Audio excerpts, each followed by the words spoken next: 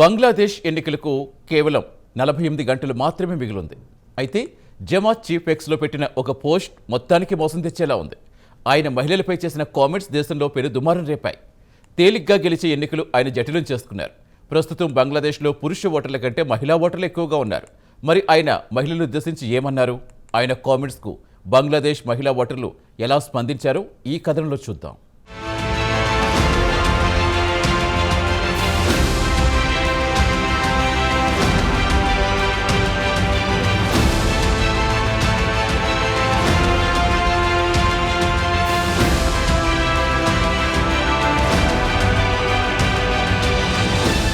మన పొరుగున బంగ్లాదేశ్ పార్లమెంట్ ఎన్నికలకు కేవలం 48 గంటలు మాత్రమే మిగిలున్నాయి.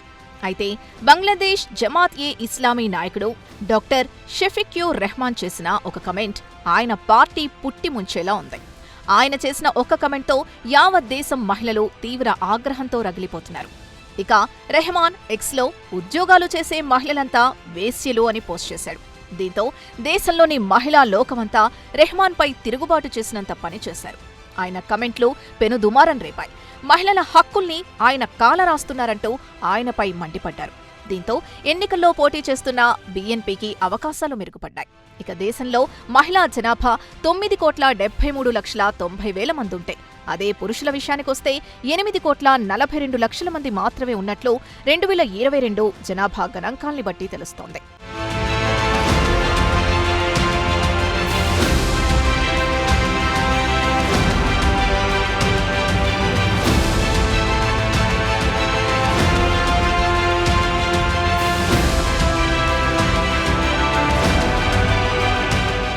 జమాత్ నాయకుడు డాక్టర్ షఫీక్యుర్ రెహమాన్ చేసిన కమెంట్ వచ్చే ఎన్నికల్లో పార్టీ భారీ మూల్యం చెల్లించుకోవాల్సి రావచ్చు.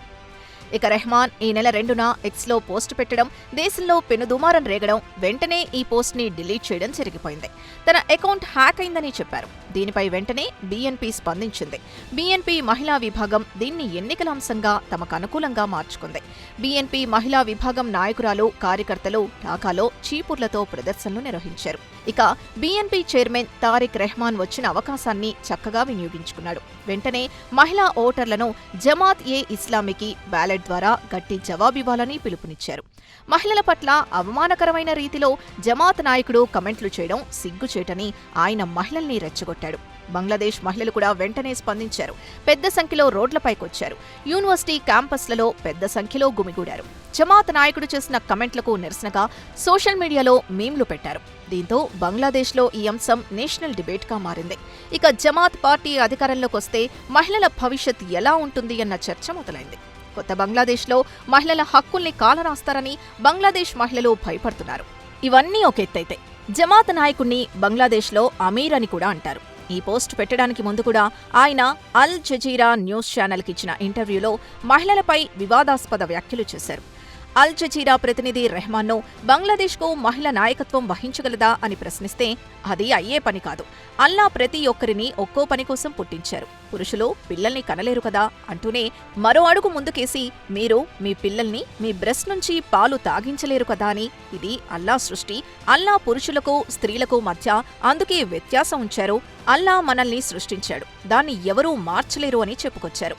ఫిబ్రవరి 12న జరిగే ఎన్నికల్లో ఎంతమంది మహిళలకు మీ పార్టీ టికెట్లిచ్చారు అని ప్రశ్నిస్తే ఒక్కరికి కూడా ఇవ్వలేదన్నారు. ఇక అల్ జజీరా ప్రతినిధి రెహమాన్ కు కౌంటర్ ఇస్తూ చాలా దేశాల్లో బంగ్లాదేశ్లో కూడా మహిళా నాయకులు పాలించారు కదా అని గుర్తు చేస్తే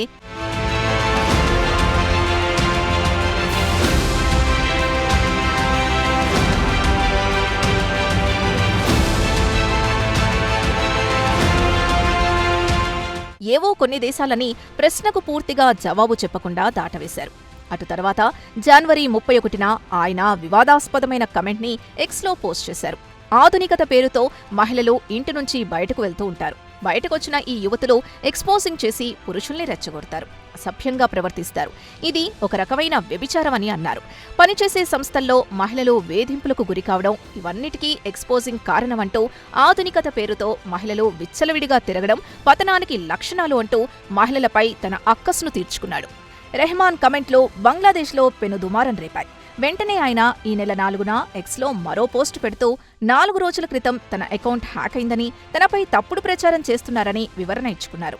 అప్పటికే జరగాల్సిన డ్యామేజ్ జరిగిపోయింది. యావత్ దేశం మహిళలు రోడ్డెక్కి రెహమాన్ను శాపనార్థాలు పెట్టడం మొదలుపెట్టారు. ఇక ఎన్నికలకు కేవలం కొన్ని రోజులు మాత్రమే మిగిలిన సమయంలో ఇటు జమాత్ మద్దతుదారులకు బీఎన్పీకి మాటల యుద్ధం మొదలైంది. బీఎన్పీ చైర్మన్ తారిక్ రెహమాన్ మాత్రం అమీర్ అకౌంట్ హ్యాక్ కాలేదని తేల్చి చెప్పాడు. నిపుణుల అభిప్రాయం కూడా తీసుకున్నానని, హ్యాక్ అయ్యే అవకాశాలు లేవని చెప్పుకొచ్చారు. ఒక్కరికి ఒకే గుర్తింపు ఉంటుంది, రెహమాన్ అబద్దాల కోరు అంటూ కుల్నా నగరంలో జరిగిన ఎన్నికల ర్యాలీలో తారిక్ రెహమాన్ జమాత్ చీఫ్పై మండిపడ్డారు. ఇదిలా ఉండగా ఇంటర్నెట్లో ప్రస్తుతం రెహమాన్పై పెద్ద ఎత్తున మీమ్లు హల్చల్ చేస్తున్నాయి. ఇంటర్నెట్ కొన్ని కార్టూన్లు వైరల్ అవుతున్నాయి. జమాత్ చీఫ్ పరుగులు పెడుతుంటే ఆయన వెనుక ఆగ్రహంతో మహిళలు చెప్పులు చీపుర్లతో పరిగెత్తిస్తున్న కార్టూన్లు పెను దుమారం రేపుతున్నాయి. ఇక జమాత్ చీఫ్కు కౌంట్ డౌన్ మొదలైందన్న కమెంట్లు కూడా వినిపించాయి. Bangladesh model TV presenter Maria Kispotto ఫేస్బుక్లో తన స్విమ్ సూట్ ఫోటో ఒకటి పోస్ట్ చేసి, ఒకవేళ జమాత్ అధికారంలోకి వస్తే తాను ఇక భవిష్యత్తులో స్విమ్ సూట్ ఫోటోలు పోస్ట్ చేయలేను. వారు అధికారంలోకి వస్తే ఇవన్నీ లాగేసుకుంటారు కాబట్టి వారు అధికారంలోకి రాకముందే తన వద్ద ఉన్న బికినీ స్విమ్వేర్, లింగరీ ఫోటోలను పోస్ట్ చేస్తానంటూ కమెంట్లు పెట్టారు. ఇక నేషనల్ సిటిజన్ పార్టీ మాజీ నాయకురాలు నీలా ఇస్త్రాపిల్ కూడా ఘాటుగా స్పందించారు. అమీర్ మానసిక స్థితి దెబ్బతింది అని కమెంట్ చేశారు. పార్లమెంటులో మహిళలు ఉండరాదనేది రెహమాన్ అసలు ఉద్దేశంగా కనిపిస్తోంది. మహిళలుంటే ఆయన పెత్తనం చెలాయించలేడు కదా అని ఆమె అన్నారు. జమాత్ నాయకుడు పెట్టిన పోస్ట్తో ఇటు కార్టూన్లు, నిరసన పోస్టులు, రాజకీయంగా ఒకరిపై ఒకరు బురద చల్లుకోవడాలు ఊపందుకున్నాయి. ఇక జమాత్ నాయకుడు చేసిన ఒక్క కమెంట్ బంగ్లాదేశ్ మహిళల్ని ఏకం చేసింది. ఇక అసలు విషయానికొస్తే ఆగస్టు 2024లో షేక్ హసీనా ప్రభుత్వం కుప్పకూలిన తర్వాత మహిళలపై లైంగిక దాడులు పెరిగిపోయాయి. దీనిపై దేశవ్యాప్తంగా గగ్గోలు మొదలైంది. యూనుస్ ప్రభుత్వం మహిళల భద్రతను గాలికొదిలేసిందన్న విమర్శలు వెల్లువెత్తాయి. ఇస్లామిక్ పోస్టులు రంగంలోకి దిగి మహిళా ఫుట్బాల్ మ్యాచ్ల్ని అడ్డుకున్నాయి. ఇది కాస్త ఇంటర్నేషనల్ హెడ్లైన్స్గా మారిపోయాయి. ఒకవేళ యువతులు ఫుట్బాల్ ఆడాలంటే పైనుంచి కింది వరకు కవర్ చేసుకుని కేవలం మహిళా ప్రేక్షకుల ముందు ఆడాలి. పురుషులు ఈ మ్యాచ్ చూడ్డానికి వీల్లేదని మౌలానా అష్రఫ్ అలీ చెప్పుకొచ్చారు.